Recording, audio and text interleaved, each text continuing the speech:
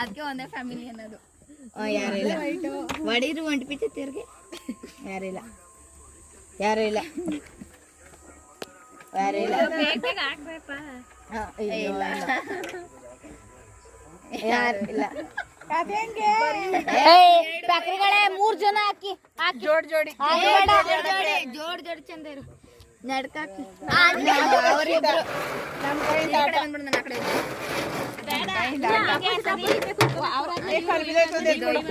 ಯಾರ್ಯಾರ ಜೋಡಿ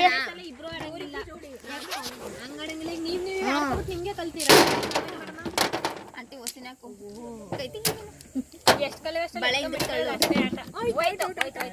ಏನಕ್ಕೆ ಕಣ್ಗಳೆಲ್ಲ ನಾಯಿ ಕಣ್ಗಳಂಗ್ ಕಾಣಿಸ್ತವೆ.